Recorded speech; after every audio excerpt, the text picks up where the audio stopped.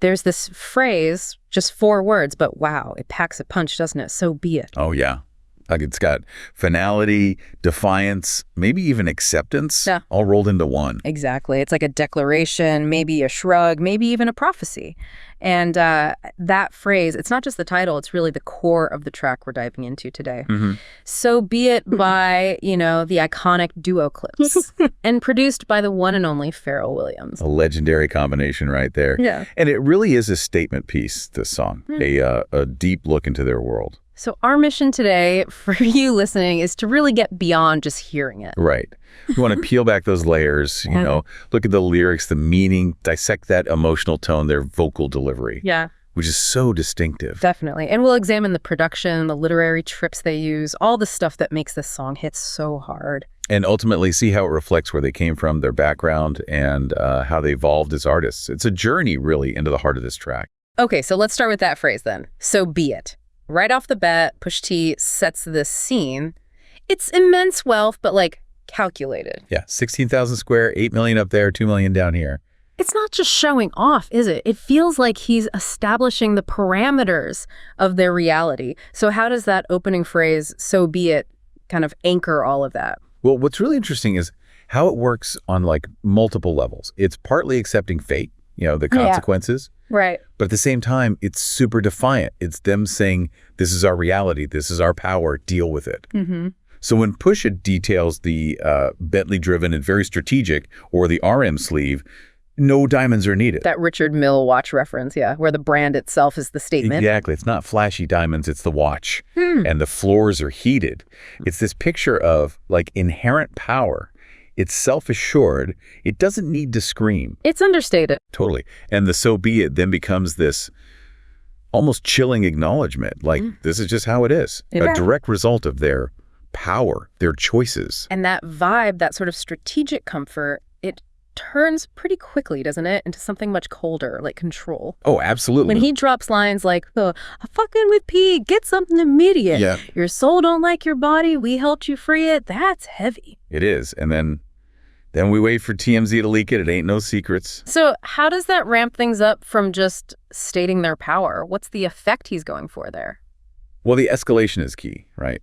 And Push's delivery here, it's so confident. Matter of fact, unwavering. No hesitation. None. It just is, which reinforces that whole so be it idea. He's not really threatening. He's just stating an outcome. It's already decided. Yeah. The psychological impact is total control, not just life and death, but the story after, making sure everyone knows publicly, immediately what happens if you cross them.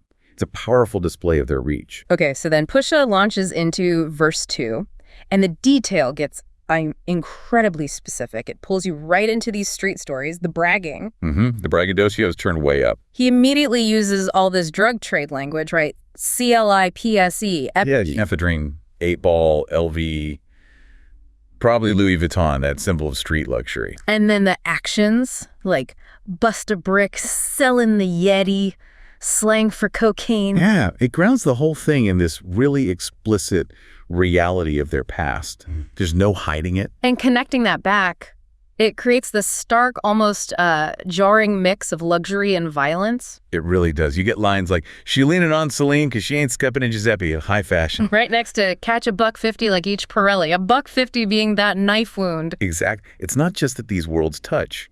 In their narrative, luxury and ruthlessness almost define each other, which is, a pretty chilling commentary on aspiration sometimes. He definitely leans into the boasting, too. I got 8 of them, call me Andretti. Yeah. Or the, if I'm not in the telly selling the Yeti, then I'm twirling your bitch like she in spaghetti, heavy. It's audacious.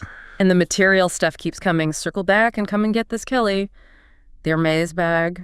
And your ears, too, if you want them blue like Belly, referencing the movie. Right. That stylish but brutal crime film. Then a lot of jetting, Prada bedding, 911s. It's a whole lifestyle. He even declares, I'm the who's who with what's what, Papa Heaven. Yeah, it's pure self-proclaimed status. Asserting total dominance. Yeah. And then you get that relentless cycle of retaliation. The lines about getting traced. Fuck around and get your body traced. Try to test me, because niggas that I'm with like to draw when it's sketchy. And even the demand for respect after death.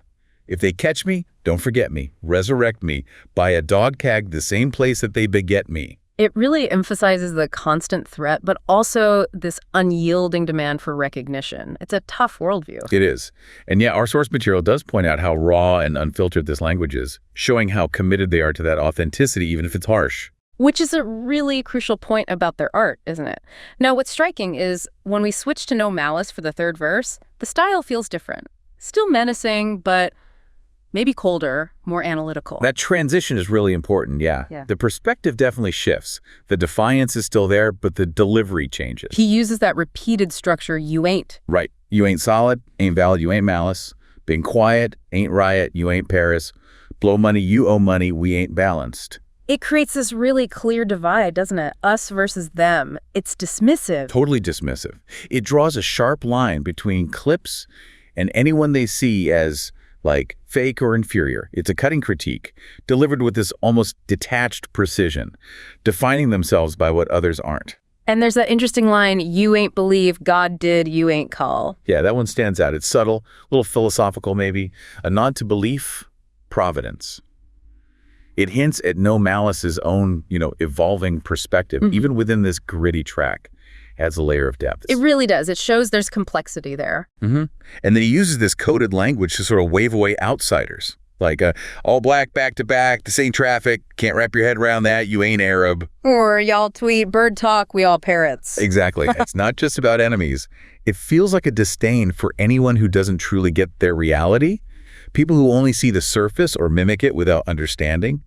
He's saying, you don't get our world, so you're not part of it. And their world stretches far. Lone Star, cross the border, we like Dallas. Showing that reach. And then 21 gun salute, we been savage. It conveys both the influence and that inherent ruthlessness. No apologies for it. None at all.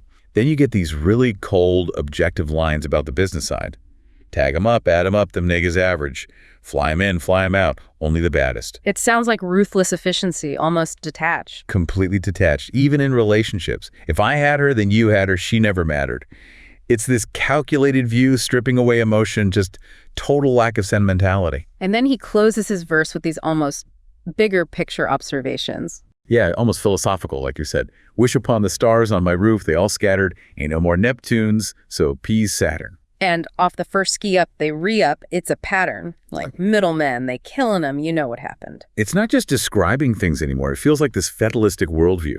Seeing these inescapable patterns, how people get trapped in cycles of behavior. It's a powerful comment on power and survival in that kind of environment. And again, the source notes flag the unfiltered nature here, the commitment to showing these harsh realities as they experience them. It's a deep, almost resigned take on their world, seeing it as this inevitable repeating cycle. So then the song shifts back to Pusha T for the final verse. And wow, it gets intensely personal, visceral even. Yeah, the imagery is just, you cried in front of me, you died in front of me, Calabasas took your bitch and your pride in front of me. Oof, the sense of defeat, the emasculation he's describing, it's brutal for the person he's talking about. And he twists the knife. Right, with that detail about the woman. Her utopia had moved right up the street, and her lip gloss was popping.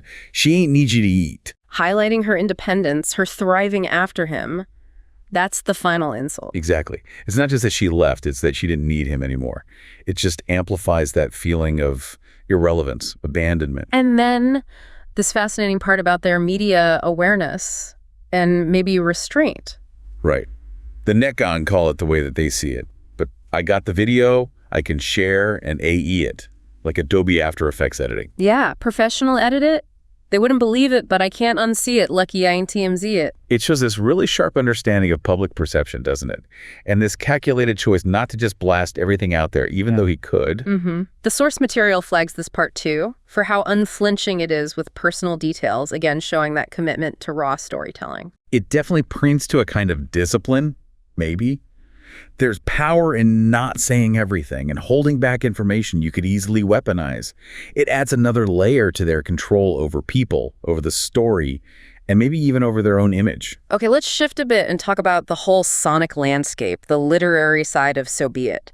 Now, we can't get super specific on the sound design from our source. Right, no detailed breakdown of the beat itself. But just knowing Pharrell Williams produced it, that tells you a lot, doesn't it? His name alone signals a certain style. Oh, absolutely. You expect unique rhythms, maybe minimalist arrangements sometimes, but always these impactful sonic textures. His production always seems to perfectly complement Clipse's lyrics. You just know it's going to be innovative and tailored. For sure. And the literary stuff woven through the lyrics is just top-notch. The imagery, for instance, is so vivid. It really is. Things like heated floors, twirling your bitch like sheen spaghetti, ears blue like belly, all black, back to back. You could practically see it all playing out. It shows incredible descriptive power. And they're not afraid of metaphors and similes either, like monogram like confetti, or draw when it's sketchy. Yeah, or bird talk, we all parrots, cross the border, we like Dallas. Yeah. These comparisons aren't just clever. They lift the street narrative, make it more engaging, stick in your head. And connecting that to the bigger picture, the illusions are just packed in there, tying their personal stories into this wider culture. Right, you've got the high fashion Celine, Giuseppe, Pirelli, the Kelly bag. Sports figures like Andretti, movies like Belly, even mentioning DJ Khaled, and then those Neptune and Saturn references. It paints this really complex world they live in, doesn't it? Street life, luxury, pop culture, all mashed together, and these illusions show how they move between those spheres. Adds so many layers. Definitely. And the wordplay, too, like playing on No Malice's name. You ain't solid, ain't valid, you ain't malice. Clever stuff. And of course, bringing it back to the start, that repetition of so be it, over and over. It's so powerful, so defiant, it hammers home that unapologetic tone, like a drum beat, pulling you back to that core statement. So, okay, wrapping things up a bit. What does this track tell us about Clipse, artistically, their impact? Well, So Be It feels like a direct reflection of where they came from, right? Yeah. The drug trade background, their rise. The lyrics are raw, unfiltered, because that's their experience, their worldview. Exactly. It's their truth, laid bare, no apologies, a stark picture of ambition and survival. And the way Pusha T's aggression plays off No Malice's more detached, almost philosophical style, that interplay is key. It really is. It creates a much richer, more complete story. You get multiple angles on this world. Which deepens the whole emotional tone, right? That unapologetic confidence, the menace, the self-assuredness. It feels like a definitive statement of who they are and the harsh realities they navigate. Absolutely. And the message that lasts is about power, control, and those unavoidable consequences within the world they paint. It's a really powerful look at cycles of ambition, conflict, consequence. We've just gone pretty deep, haven't we, into So Be It. Trying to peel back all those layers, lyrics, delivery, production, the literary craft. It's definitely more than just a song. It's a declaration. It really is. And it makes you think, doesn't it? How do artists take these incredibly detailed, sometimes brutal, lived experiences and transform them into these layered stories that connect so deeply with people? What does that transformation tell us about, like, the power of storytelling itself and the complexities of ambition, survival, especially in those extreme situations? That is a powerful thought to leave you all with. So what stood out to you in this deep dive into So Be It? Let us know. Share your thoughts, your reflections with us.